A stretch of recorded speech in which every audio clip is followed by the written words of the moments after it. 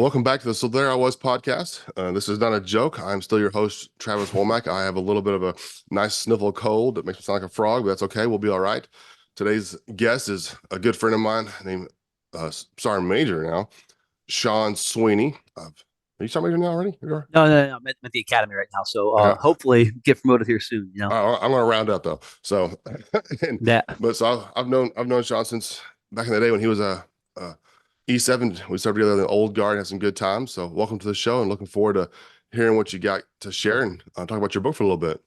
awesome. Thanks for having me, Trav. So your book is Leading While Being Led, Lessons from a Senior Enlisted Advisor.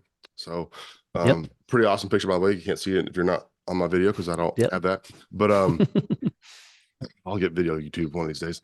But man, it's I saw you post about this. hmm Gosh, a couple months ago now. Yeah. Kind of the coming soon, and I think me and everybody else on your friends list thought you were having another kid. That was pretty funny. And number seven, no, It not was happening, man. Hey, but it was good probable cause for sure. So we had reason to believe. But I got calls from my mom and dad about that. Like, hey, are you having another kid? Like, mom, dad, we would tell you first. Come on. I think Facebook and Apple can go over well. So, well, man, let's I'm pretty excited about having you on the show because we overlapped like 6, 8 weeks. It wasn't much, or maybe a Yeah. few more months than that. And so I hope that I'm in part of this. I haven't got to read it yet. I only got the mail the other day, but kind of just like what inspired you to write this as a soon to be sergeant major. So, actually, it happened kind of during the COVID pandemic. I was kind of sitting around, and we didn't really have a lot of time. This is after you left the old guard and everything.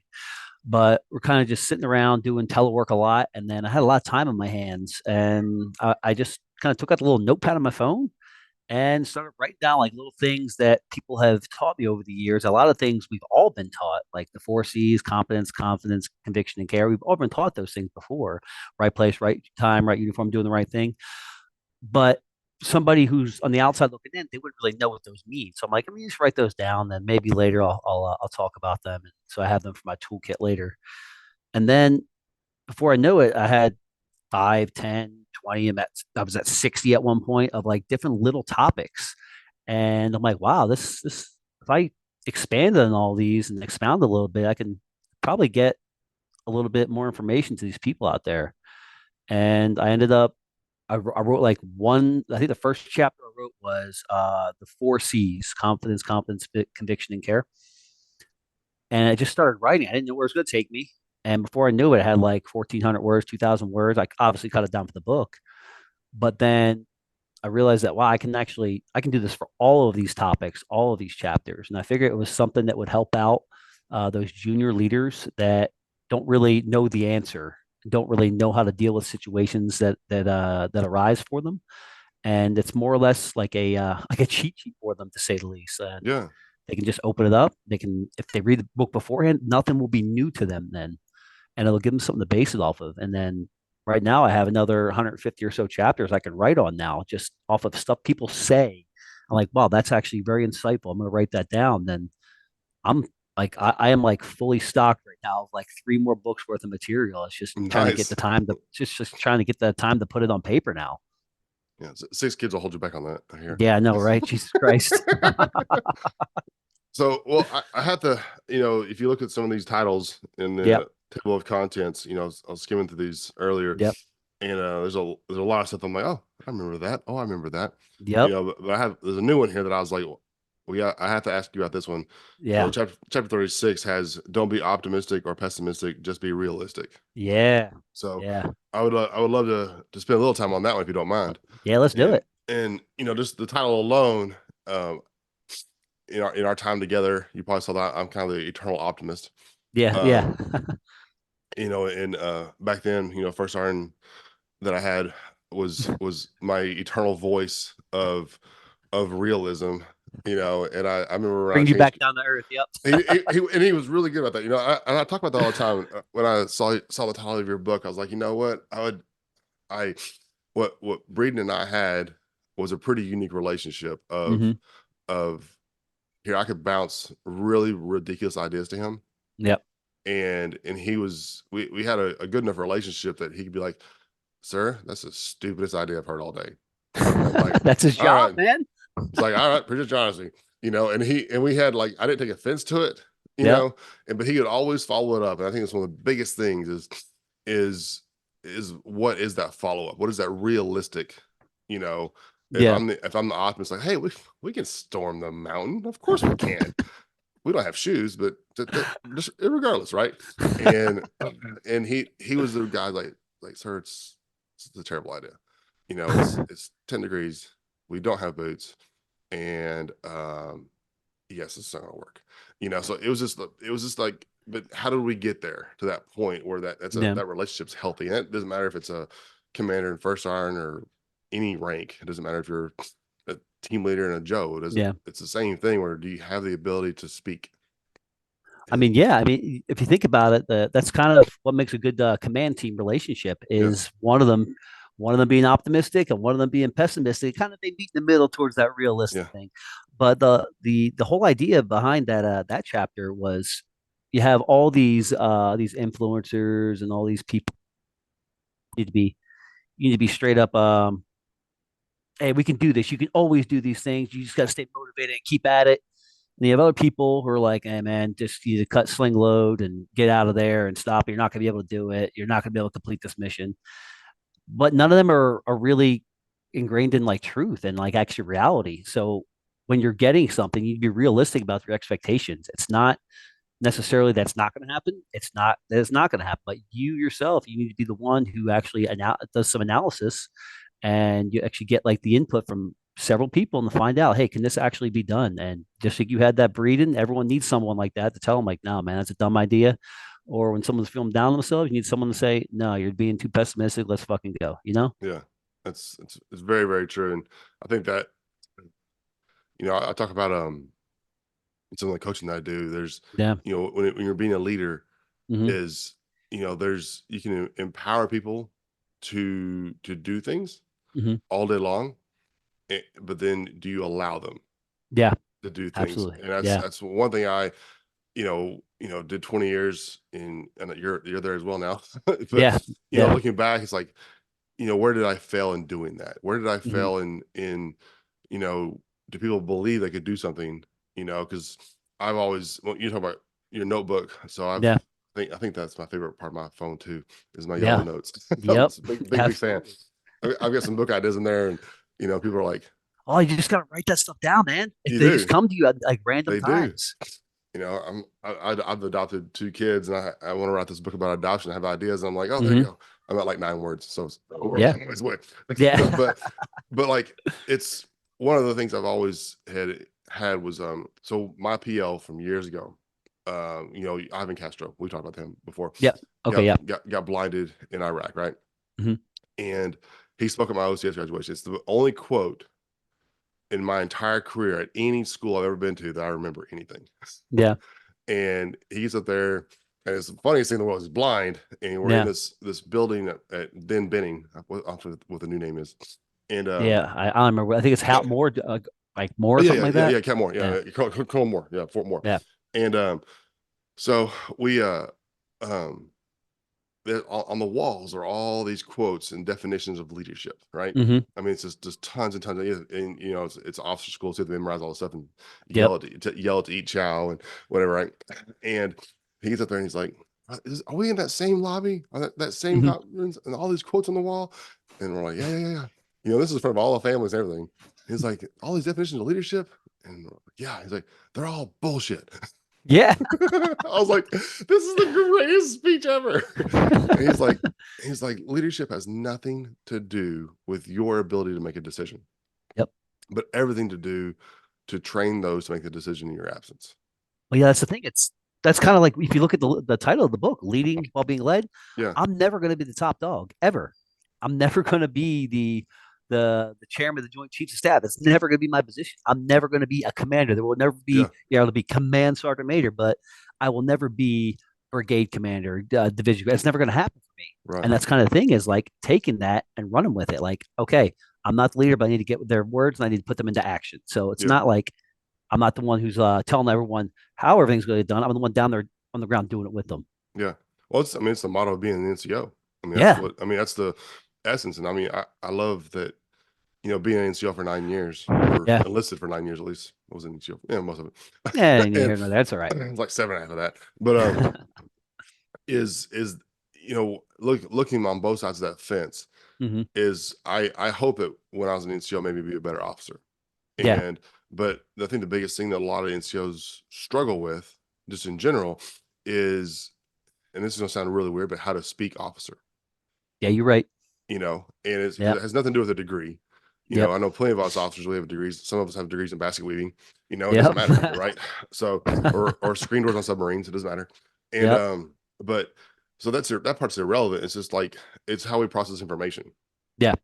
and I think that's I got to see that firsthand. You Hmm. and I are both from the generation. Braden was the generation. We were all in the wild wild west days of Iraq and Afghanistan.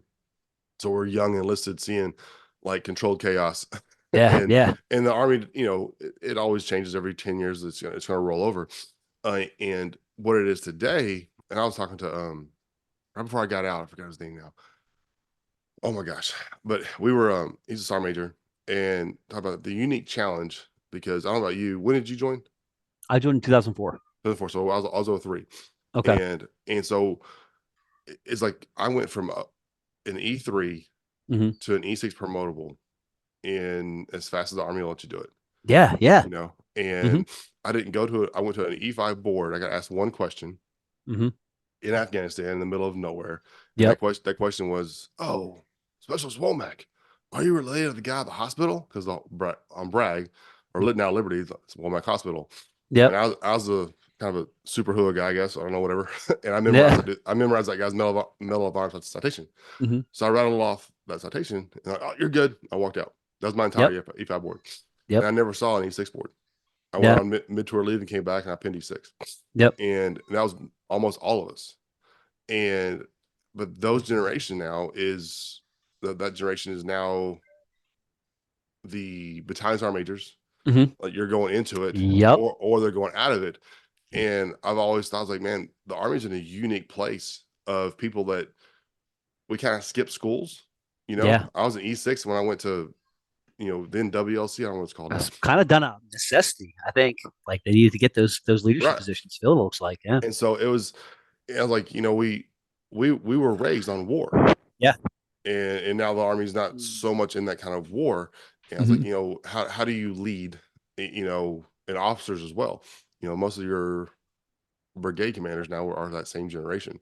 Yeah. So I think it's in a unique, puts you in a unique position as far as where the army's going, and where the NCO Corps takes it is It in does. a I mean, it kind of gets it has me a little jaded about the people that I have to stand at parade rest for that are above me because I know how they got to those positions, or I have my speculations how they got to those positions, and it's different than what gets me to those positions, and Mhm. they're requiring certain things of me that weren't required of them, which is a good thing and a bad thing. They're Yeah, requiring more education out of us, require us to be able to articulate ourselves better, be able to stand toe to toe with your majors and your lieutenant colonels yeah, in regard to like tactics and strategy and like organizational leadership.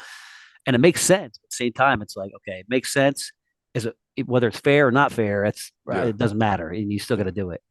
No, It didn't happen before, but it's going to happen now. exactly. So Yep. yeah, it's interesting to see how you get. I look at some of those old sergeant majors from my younger days, Hmm. and one what it's not like crazy folk tale stories. Oh, you Got punch him your in the gunny face. highways and stuff Yeah, like that. it wasn't like that. It was just a I don't know. There's a fear, Yeah. probably a healthy, reverent fear. I'd go with, Hmm. and then there's a fine line of fear and disrespect. I think Yeah. but I think there's a good healthy fear of, like, that guy probably knows where the bodies are at. Let's not piss him Yeah. off. Yeah. Right. But also, that he Probably says, help "Hey, bury some of them when he too. says shoot that direction, you don't question, Yeah. you just shoot that direction." And I Hmm. think that's where that balance kind of can be. And I often look back on wondering what it would have been like to be a sergeant major. I really do. Yeah. Yeah. Is Man, because man, I good. don't even know. I'm like, I look at it like right now. I don't know if I would be a great sergeant major, but at this point, I'm already set in my ways. I know how I'm going to how I approach people. I know how I deal with people, and that could be a good thing and a bad thing. Only time will tell Yeah. when I get into that sergeant major position. But what I will tell you is that all these people that are wasting their time trying to tell me you need to be this way or that way, they're just it's going on deaf ears because I know the type of first sergeant I was, I know the type of operations person I was, so I know what type of sergeant major I can be, and I'm going to try to be the type of sergeant major I want to be or Yeah. that I need to be. You hit a comment that I really gotta ask you about is Yeah. I'm pretty set in my ways, you know, Yes. and I think that statement runs Yeah. rampant, Yeah. and and there's some goodness to that. I think there's gosh, who was it that posted that? Oh, it was John Miranda Yeah. posted. Do you know John Miranda? No clue. He's No a clue. Ranger Battalion Sergeant Major. He's a the Darby face, Okay. Gotcha. and so he and I were E Force together way back in Okay. the day, and he posted about um enlisted education, Yes. you know, and he's like, he posted When pretty we talking education, are we talking like college education? Are we talking college, like okay, gotcha. Okay. right? Yeah. And because he just finished his master's degree, Yes. and and all this stuff, and he's a stud and a half. I love that dude, and Yeah. I hate he's getting out because the Army's they need people like him. But Yeah. anyways, but he posted this long thing about like the stigma of junior enlisted, E6s and E7s, and Yep. it's like, man, the Army's paid for 2 degrees for me. I'm retiring. I've got 2 degrees and I Yeah. have zero debt. Yeah. It's like I've got friends that are our age that got degrees 20 years ago and they're Yep. still paying for them, Yeah. and it's like, if you're not doing this, you're a fool. And 100%. Yep. I was like, yeah, I got my master's degree when I was in command. Yeah. So I mean, I finished my master's in I think it was July or something. I yeah, actually started my doctorate right. in August or something like that. So it's like I'm not paying out of pocket for any of this stuff. Oh Why yeah, are you not taking advantage of it's crazy. And I think that's you know, from my outside looking in, it? Hmm. my entire career is, if I could advocate for anything, is for Joe to like, and you weren't there that long under my command, but Matt will tell you, it's like my opening speech, I pulled all the soldiers aside by Hmm. rank, you know, Yep. it was a whole first day. And I remember talking to him like, look, you've got a crap ton of money for TA. It's like, I Yeah. don't, Use that shit. I was like, if online classes aren't for you, I get it. It works for me. It doesn't work for you. Hmm. It's no big deal. But I was like, if you want to do a class that's Tuesdays and Thursdays at 8 in the morning, like, Hmm. come to my office and ask me. It's like, That's I, that's I was like, that's simple. we can move Manning. It's okay. Yeah. It's not the heart of a deal. If it's a consistent thing, we can make it happen.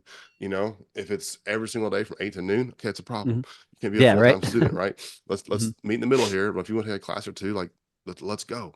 And if you don't, you're a fool. You're an Hmm. absolute fool if you don't leave the Army with an associate's at a minimum. I think more of a bachelor's At a at minimum, a yeah. minimum. Bachelor. I mean, 4 years. You should probably be, Yeah. especially with all the training you get beforehand, the basic training and Oh yeah. like BLC. You should be finishing up that bachelor's by the time you Yeah. get out. Yeah. Journalism. So if you're the journalism degree, MOS, Hmm. is, I think it was like 92 hours of college at University of Maryland. Oh God, So like, that so you finish AIT and you're already a junior in college. is ridiculous, isn't it? I'm like, if y'all don't have a whole bunch of degrees before you penny for your, I don't have the words. So you know, but yeah, it's funny. I look back on some of that, and like, people ask me I get asked all the time, what was my favorite rank? Yeah, And when you get out, they'll ask you the same thing. And I think E6 was probably my favorite. yeah. Mine Just was E7. I like E7 more than I like being a yeah. first sergeant. Well, I never got to wear that one, so I Yeah, can't, yeah. I got you. I but got you. you know, if I didn't commission, I was on penny 7 like 2 months later. Yeah. But but I it was the last time I got to work with soldiers, like Yep. directly be responsible for training soldiers, and I Hmm. love to train, Yeah. and it was so much fun just to vomit information, you know, on guys, and I still have some of those friends of mine. Two of them are Green Berets now, and I never get Hmm. to talk to them, but Yeah. but they we had a platoon reunion many years ago, and they came to it, and we were all, you get a bunch of infantry guys, but paratroopers together. The stories are You revert vast. back to your former self. Yeah, we're all like 19-year-old idiots all of a sudden, and but they both, two of these guys were like telling these stories of like, I went to the Q course and did all this crap, but nothing to this day matches the day that Womack smoked the living crap out of me. Yeah. And I'm like, oh, when I wrote "Wash Me" on a 240 feature cover because it's so dusty, I'm like, yep. I was like, I remember that day. That was a good day, you know. And like, I'm like, I take pride in the fact that you remember that. Like, that's your worst day in the Army was the day you learn to clean your weapon forever. And he says on his teams, he's like, man, the guys comment to me, and this is 16 years later. It's like, man, your weapon's always so clean. He's like, man, I had this squad leader that It just wasn't clean. It was going to be a long day. he almost killed me, you know. I almost 'Cause I was died. furious. So, but it's funny. Like I was like, I wasn't like mad. I was just like, Yeah. watch me, and is that silent mad, Yeah. or like I didn't yell or scream. I literally wrote "Wash Me" on the feature cover, and we're in Iraq, You washed it with their sweat. There you go. and I went to eat, and I came back, and they had toothbrushes. They're like, "Good morning. How are you? Did you check your emails? Is it good? Okay. Oh crap." It's so great. My And my now that would be called hazing, Oh yeah, now it's probably I'm probably going to jail for it, but I mean it was a little much. IV bags were involved, so it was a lot. It's Iraq, it's 120 degrees outside probably, so it's July, but it was good times. Well, man, this is awesome. I cannot wait to read this book all the way through. It looks like it's a pretty quick read, about 200 pages, Yeah, and apologize. There's no scratch and snip pictures in there. There's no. It's not really a flip book, so well, you have to actually. if you wanted Marines, you should have put like the sticky crayons Well, no, I was on the going to put cover. it in just single syllable words and grunts and like noises, but they wouldn't allow that for a book. Get Bluey on there, so. So, well, this is cool. If you're listening, check it out by all means. The link will be in the description. It's Leading While Being Led, Lessons from a Senior Enlisted Advisor. It's a lot of E's for me. Yeah, And right. Sean Sweeney. So, man, it's great to catch up for a little bit and kind of just see where you're at, what you're doing. I'm excited if I can help out in any way, form, or fashion. By all means, my phone number hasn't changed in 26 years, and it's just seriously, I had it before. It's cool, and we'll get you on the show. And you're in the academy right now. Yep. We're in And I guess the third. Well, we're actually in the fourth semester right now out of five, so we're working okay, our way good through deal. right now. And so, and if you're listening, you've never been up to the DC area, never seen the old guard do its thing or the cemetery, you're missing out. Yeah, I was there this past Christmas, and stationed there for 6 years in DC, and it's still yeah, a humbling thing just to see the rows and rows and rows and rows of graves and stuff. And so, if you get a chance, if you're a veteran of any sort, by all means, check that out and make that trip. I couldn't tell you more to make that trip and yeah. just kind of just take that moment of pause. So, but see you on the next episode, and be sure to subscribe, and we'll see y'all then. Thanks. Thank you guys. Hey, thanks for having me, Trav. I really appreciate being on here. And hey, pick up the book. Let me know what you think of it. Good reviews are still reviews, and I need them to get better. So go ahead There and we throw go. them on there too. All right. Appreciate you.